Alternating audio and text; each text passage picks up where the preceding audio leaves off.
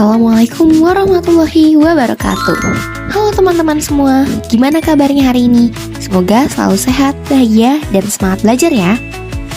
Teman-teman, pernah gak sih kalian berpikir gimana sih Islam bisa tersebar luas di tanah Jawa tanpa peperangan, tanpa paksaan, bahkan diterima dengan sukarela oleh masyarakat yang dulunya punya kepercayaan yang berbeda-beda? Jawabannya betul, karena adanya Wali Songo yang berdakwah dengan hati, bukan dengan amarah. Wali Songo atau 9 wali Allah yang diutus untuk menyebarkan agama Islam di Nusantara punya cara yang sangat indah dan damai dalam berdakwah. Mereka bukan datang untuk menghapus budaya, tapi justru untuk memadukan budaya dengan ajaran Islam, supaya mudah diterima oleh masyarakat Jawa. Contohnya Sunan Kalijaga. Beliau terkenal banget dengan metode dakwah yang unik. Beliau tidak langsung menyuruh orang berhenti dari kebiasaannya, tapi mengisinya dengan ajaran Islam lewat wayang kulit, tembang Jawa, dan gamelan.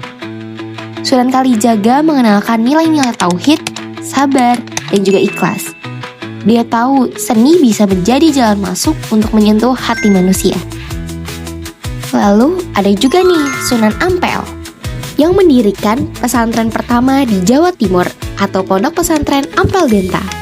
Beliau mendidik banyak murid, salah satunya Sunan Giri dan juga Sunan Bonang, yang kemudian juga meneruskan perjuangan dakwah beliau di berbagai daerah. Dari beliau kita belajar bahwa pendidikan adalah kunci penyebaran ilmu dan juga kebaikan. Nah, gak kalah keren juga Sunan Kudus. Beliau dikenal sangat menghargai perbedaan. Beliau melarang umat Islam di Kudus untuk menyembelih sapi karena masyarakat setempat masih menganggap sapi sebagai hewan suci. Itu menunjukkan betapa Islam mengajarkan toleransi dan menghormati keyakinan orang lain. Sedangkan Sunan Giri dikenal dengan dakwah yang lembut dan penuh kasih kepada anak-anak. Beliau bahkan menciptakan permainan dan lagu anak-anak yang mengandung nilai keislaman. Jadi sejak kecil anak-anak sudah belajar tentang tauhid dan akhlak dengan cara yang menyenangkan. Teman-teman, semua cara Wali Songo ini menunjukkan satu hal, bahwa Islam itu agama yang penuh kelembutan dan kasih sayang. Rasulullah SAW pernah bersabda, sesungguhnya Allah itu maha lembut dan menyukai kelembutan dalam segala hal. Hadis riwayat Bukhari dan Muslim.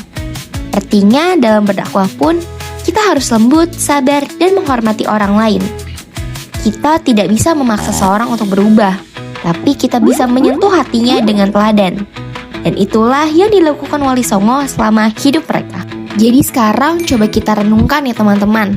Di zaman digital seperti sekarang, dakwah itu tidak harus dilakukan di masjid atau lewat ceramah saja, tapi kita bisa berdakwah lewat konten-konten positif di media sosial, karya seni, tulisan, atau bahkan lewat sikap dan teladan kita sehari-hari.